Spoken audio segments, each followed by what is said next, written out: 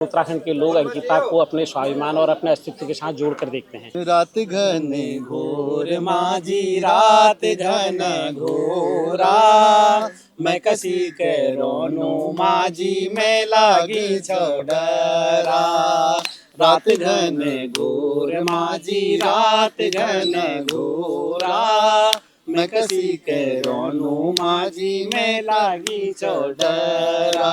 तो अंकिता को न्याय दिलाना है और इसकी चर्चा हर जगह हो रही है। अब चाय के ठेलों पर भी हो रही है, चाय पर भी चर्चा हो रही है और बात एक ही हो रही है कि अंकिता को तो न्याय दिलाना है और वो न्याय जो है अब दिला के रहेंगे। तो हमारे साथ कई लोग मौजूद हैं जो इस आंदोलन में मौजूद रहे और बेटी के लिए आवाज़ अपनी लगातार यहाँ पर उठा रहे हैं। उनमें से हैं चारू तिवारी सर जी, और इनसे उत्तराखंड के बारे में और वहाँ के बारे में अगर जानना है तो बहुत गहनता से अच्छा कुछ जानने को मिलता है।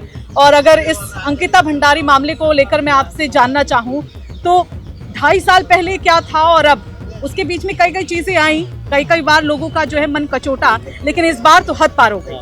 नहीं, पहली बात तो ये है कि मैं आज दिल्ली वालों को पहले धन्यवाद देना चाहता हूँ कि दिल्ली में जहाँ हम पहले भी कहते रहे कि जहाँ आजकल लोकतंत्र में विशेषकर सरकारों ने जिस ढंग से लोगों की बोलती बंद कर रखी है, लोगों को बोलने के लिए बहुत डर रहे हैं लोग, इसके बाद भी अंकिता को लेकर तमाम दिल्ली के लोग यहाँ पर इकट्ठा हुए हैं। तो इससे एक तो साबित ही हो गया कि अंकिता का मामला उत्तराखंड के लिए बहुत ही प्राथमिकता में है और उत्तराखंड के लोग अंकिता को अपने स्वाभिमान और अपने अस्तित्व के साथ जोड़ कर देखते हैं। पूरे उत्तराखंड के हर जिला मुख्यालय में और हर छोटी बड़ी जगहों पर आज लोगों ने प्रदर्शन धरना दिया। अभी क्या है कि जब अंकिता हत्याकांड हुआ था तो हम सब लोगों का मानना था, जो हम सब लोग इकट्ठा हुए हैं, हम लोगों का मानना था कि इसमें ये तीन ही अभियुक्त नहीं है। हमको ये मालूम था कि सिर्फ रिजॉर्ट का मामला नहीं है, बल्कि इसमें इस रिजॉर्ट में इन्होंने पर्यटन के नाम पर, इन्होंने होटल रिजॉर्ट के नाम पर इन्होंने अपने नेताओं के ऐशगाह बनाए हैं। तो हमारी जनता कह रही थी कि इसमें कोई ना कोई वीआईपी तो है। तो हमने कहा कि सीबीआई की जांच कराओ और सीबीआई की जांच भी किसी सिटिंग जज के माध्यम से होनी चाहिए। जैसे कैसे मेहनत से बच्चे पढ़ के शहर की तरफ आ रहे हैं तो वहाँ पर कोई दुष्यंत गौतम और कोई अजय कुमार उनको नोच रहा है। तो हमारे लिए सबसे पहले उत्तराखंड के लोगों के लिए अपने जीने का संकट पैदा हो गया है। बाकी बातें तो हम बाद में करेंगे। ये हमारे सबसे बड़ा मैसेज ये है इस समय उत्तराखंड के अंदर कि हम रहें कहाँ, आप हम ये कहें। तो ये आज के पूरे इस कार्यक्रम का हमारा एक लब्बो-लुआब है। इस घटना के जो साक्ष्य थे, जो सबूत थे, वो मिटाने की जिसकी जिम्मेदारी थी उसके खिलाफ भी कार्रवाई होनी चाहिए। और वो सीधा उत्तराखंड के मुख्यमंत्री हैं जिन्होंने इसके साक्ष्य मिटाने के लिए उसी रात, जिस रात ये हत्या हुई, बलात्कार हुआ, उसी रात उन्होंने बुलडोजर चला करके पूरे रिसोर्ट को और उस कमरे को तहस नहस कर दिया। वहाँ लगे हुए सारे सीसीटीवी कैमरे तोड़ दिए गए। उनकी जो उनका बॉक्स था वो बॉक्स, हार्ड बॉक्स उनका फेंक दिया गया, उसको तोड़ दिया, जला दिया उसको।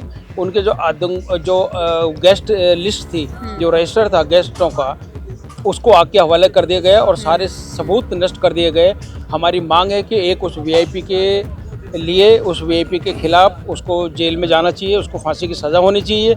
अब उसके साक्ष्य सामने आ गए हैं। दूसरा, जिसने ये साक्ष्य चोरी करने की कोशिश की, उन्हें मिटाने की कोशिश की, उसके खिलाफ भी सख्त से सख्त कार्रवाई होनी चाहिए। और सबसे पहले उत्तराखंड के मुख्यमंत्री को, पुष्कर सिंह धामी को, सरकार से रिजाइन दे करके और कोर्ट का और सीबीआई का सामना करना चाहिए। ये हमारी मांग है। जब तक मेरी रगों में खून जिंदा रहेगा तब तक मैं अंकिता जैसी तमाम बहन बेटियों के लड़ता रहूंगा।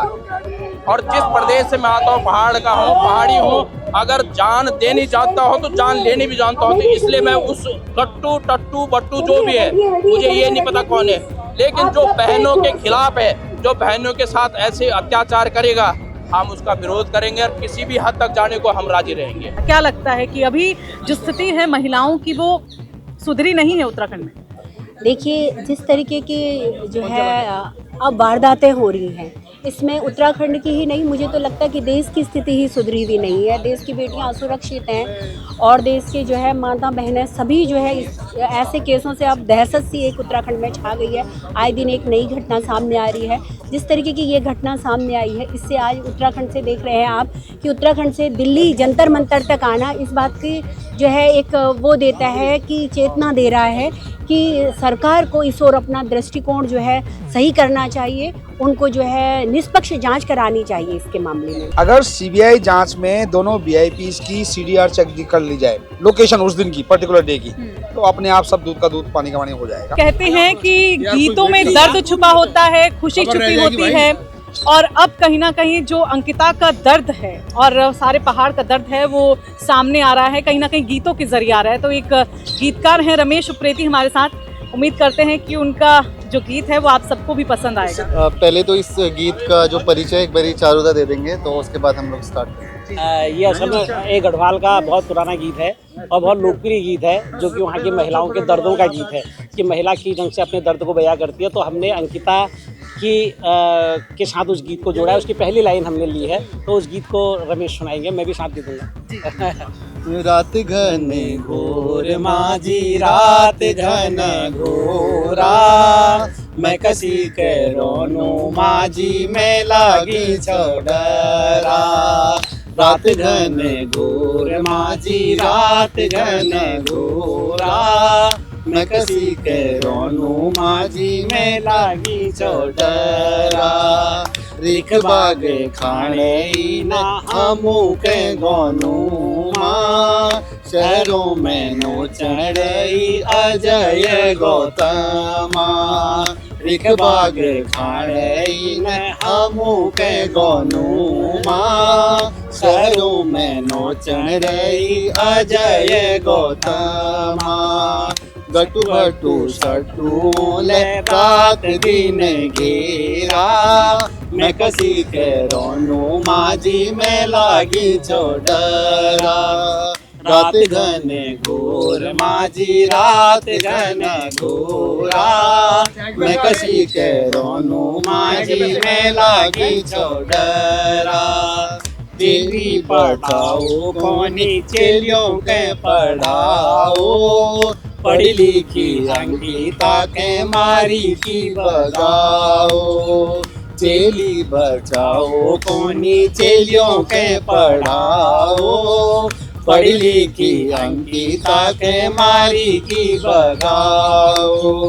चेलियों के नो चढ़ई सब मिली बेरा, मैं कसी के रोनू माझी में लागी छोडरा।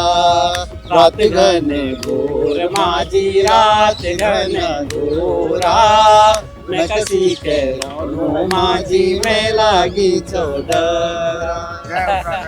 तो ये गीत है, लेकिन इस गीत में बहुत कुछ बोल दिया गया है, लेकिन सच क्या है ये आने वाला वक्त बताएगा। और सभी की एक ही मांग कि सीबीआई की जांच जल्द से जल्द हो, ताकि दूध का दूध और पानी का पानी हो जाए। आप देखते रहिए रायशुमारी। ये वीडियो पसंद आया हो तो आप इसे लाइक कीजिएगा, शेयर कीजिएगा और कमेंट में जरूर लिखिएगा जस्टिस फॉर अंकिता।